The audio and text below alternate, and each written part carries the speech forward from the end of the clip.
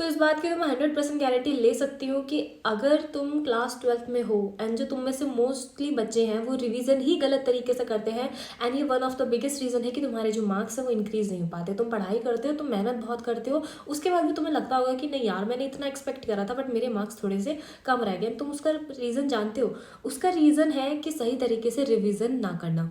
Mostly बच्चे क्या करते हैं, उनको लगता है कि जो रिवीजन होता है उसका मतलब होता है कि सिर्फ जो नोट्स हमारे पास अवेलेबल है, जो फॉर्मूला शीट हमारे पास अवेलेबल है उसको रीड कर लेते हैं 2-3 बार एंड हमारा जो रिवीजन वो है कंप्लीट हो गया।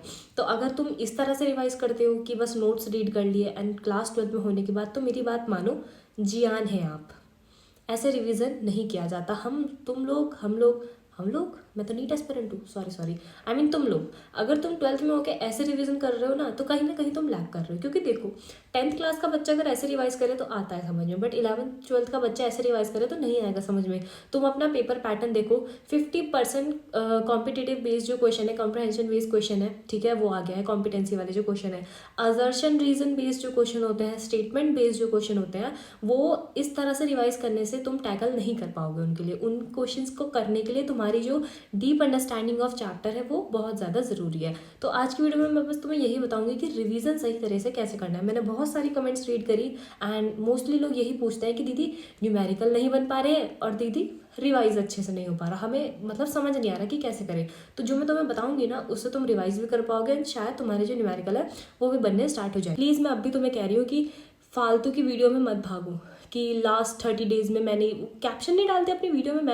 मैं किसी क्रिएटर को हेट नहीं कर रही, बस मैं ये बताना चाह रही हूँ कि ये वीडियो नहीं आती काम, सच में नहीं आती। मैंने भी ट्राई करी, ज़्यादा टाइम नहीं हुआ, पिछले साल की ही बात है, मैंने सारी वीडियोस ट्राई करी हैं। ये जो क्रिएटर्स हैं ये कैप्शन लगाते हैं कि लास्ट 30 डेज में मैंने ये किया एंड इससे मुझे बहुत हेल्प मिली 90+ स्कोर करने के लिए।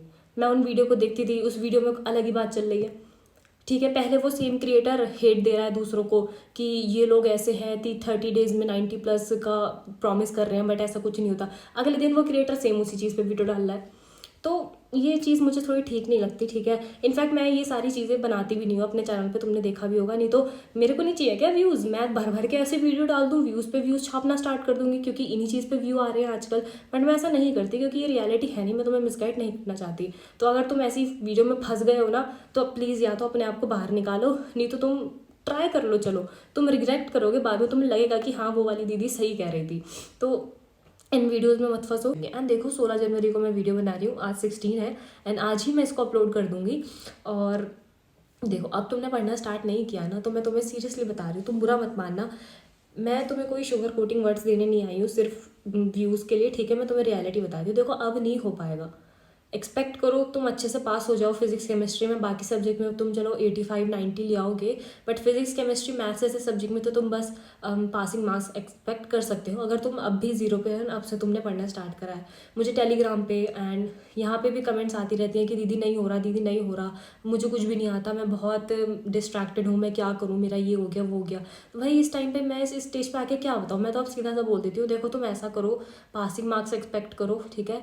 अब बताओ मेरी भी तो गलती नहीं है ना, मैं कब से कह रही हूँ पढ़ लो, तुम ही नहीं पढ़ पा रहे, कह रहे दीदी मोटिवेशन नहीं आ रहा। मैं थोड़ी ना ला के दूंगी मोटिवेशन, पढ़ना तो तुम्हें, मेरा काम है तुम्हें गाइड करना, तुम्हें एक सही डायरेक्शन बताना, तुम्हें बताना कि कैसे कैसे क्या करना है। उसका एग्जीक्यूशन तो एट दी एंड तुम लोग को ही करना है ना, वो तुम वो भी ना करो तो इसमें फिर दीदी क्या करेगी। खैर वो बातें छोड़ता है, बात करते हैं रिवीजन कैसे होता है, ठीक है। तो देखो रिवीजन करने के ना डिफरेंट तरीके होते हैं एंड वो डिपेंड करता है कि तुम किस सब्जेक्ट का रिवीजन कर रहे हो। क्या वो सब्जेक्ट तुम्हारा थ्योरी बेस्ड है या फिर वो सब्जेक्ट जो तुम्हारा वो न्यूमेरिकल बेस्ड है। तो पहले बात करेंगे हम जो हमारे थ्योरी बेस्ड सब्जेक्ट है। लेट्स से तुम्हारा physical education, biology, English and जो भी तुम्हारा मतलब कंप्यूटर साइंसेज होगा, आईटी होगा, ऐसे वाले सब्जेक्ट्स की हम अगर बात करें फर्स्ट ऑफ ऑल, तो तुम्हें इसमें रिवीजन कैसे करना है। लेट्स से तुमने चैप्टर पूरा अपना कंप्लीट कर लिया है, ठीक है, तुम्हें पता चल गया कि चैप्टर में क्या क्या चीज़ें हैं सारी, एंड तुम्हारा वो चैप्टर जो 1 शॉट से है तुमने कंप्लीट कर लिया। 1 शॉट से चैप्टर कंप्लीट करने के बाद तुम्हें डायरेक्ट क्वेश्चंस पे जंप नहीं करना, ठीक है। इंग्लिश का ही एग्जाम्पल लेते हैं या फिर तुम अपने अपने सब्जेक्ट के अकॉर्डिंग उसको सेट कर लेना। मैं इंग्लिश का एग्जांपल ले लेती हूँ, क्योंकि इंग्लिश सारे ही बच्चों के पास होगी जो मेरी वीडियो देख रहे होंगे, तो वो इस चीज़ को अंडरस्टैंड कर पाएंगे। Let's say the last lesson English का फर्स्ट चैप्टर है, मैंने वो चैप्टर वन शॉट से अपना कवर कर लिया। अब वन शॉट से कवर करने के बाद डायरेक्ट मैं उसका क्वेश्चन अटैम्प्ट करने नहीं जाऊँगी, क्योंकि उससे क्या होगा कि मतलब क्वेश्चन मेरा नहीं लग पाएगा, मुझे आंसर फॉर्मेशन नहीं आ पाएगी। ठीक है, तुम कहते हो ना कि दीदी आंसर फॉर्मेशन नहीं हो पाती, वो इसलिए होता है कि तुम चैप्टर पढ़ते ही डायरेक्ट क्वेश्चन पे जंप कर जाते हो। अब तुम्हें क्या करना है, तुमने चैप्टर पढ़ा, वन शॉट से तुम्हारा चैप्टर कंप्लीट हो गया, तुम्हें पता चल गया कि लास्ट लेसन जो है वो अल्फोंसो डॉरेट ने लिखा था, फ्रांस नाम का एक छोटा बच्चा था, उसके टीचर थे हैमिल, ये सीन हो रहा था, बुलेटिन बोर्ड वाला सीन भी आया था, ठीक है, बर्ड्स चिरपिंग वाला सीन भी आया था, जो विलेजर्स थे वो वहाँ पे बैठे हुए थे, ठीक है, सारे सीन तुम्हें पता चल गया। ठीक है, अब क्या करना है तुम्हें, क्वेश्चन नहीं करना, पहले तुम्हें लेनी है एक रफ नोटबुक। रफ नोटबुक लो, जो भी तुमने चैप्टर में पढ़ा है, जितना भी तुम्हें चैप्टर के बारे में आता है, उसके 10 मेन पॉइंट रफ कॉपी पे नोट डाउन करो। अब तुम कहोगे दीदी इतना तो टाइम ही नहीं बचा, प्रैक्टिकल चल रहा है। देखो टाइम निकालना पड़ेगा, नींद थोड़ी सी अपनी सेक्रीफाइस करो तो ही तुम्हें कुछ मिल पाएगा। अब तुम नींद सेक्रीफाइस नहीं कर सकते तो तुम अच्छा रिजल्ट भी एक्सपेक्ट मत करो, मैं तुम्हें ये बात मतलब ऑनेस्टली बता रही हूँ। ठीक है, लेट्स से तुमने जैसे कोई भी छोटी सी अपनी डायरी वगैरह, प्रमोशन नहीं है, पैसे नहीं दिए, मैंने खरीदी है, ठीक है, ठीक है, तुमने ये डायरी वगैरह ली, कोई भी अपनी रफ कॉपी, एंड उस चैप्टर के बारे में तुमने 10 पॉइंट्स लिख दिए, काइंड ऑफ समरी तुमने लिख दी, तुम्हें पता चलेगा कि ये जो मैंने पूरा चैप्टर पढ़ा है इसमें जो मेन बात है वो मेरी इन 10 पॉइंट में आ गई है। Same for biology, same for अपना फिजिकल एजुकेशन है, जो भी तुम्हारा सब्जेक्ट होगा। अब उन 10 पॉइंट्स को चेक करो कि तुमने कितना सही लिखा है, कितना गलत लिखा है। अगर वो 10 पॉइंट्स में से तुम्हारा जो 90-80% पॉइंट्स है वो सही है, then it means you are good to go for question and answer. But अगर तुम वो 10 पॉइंट्स पहले बात तो बना नहीं पाई, या फिर तुम्हारे 10 पॉइंट्स में से बहुत सारे गलत है, देन तुम्हें क्या करना है, वापस से चैप्टर को रीड करना है। रीड करने को कह रही हूँ, वन शॉट पढ़ने को नहीं कह रही। रीड करना मीन्स उस चैप्टर की एनसीईआरटी लो, या फिर अपने हैंड रिटन नोट्स लो, उनको रिवाइज करो। रिवाइज करने को बोल रही हूँ, रीड करना अलग होता है, रिवाइज करना अलग होता है। हम किसी चीज़ को रीड करते हैं तो हमारा माइंड इधर उधर भी हो जाता है ना, हम उसको बस रीड ही करते चले जाते हैं।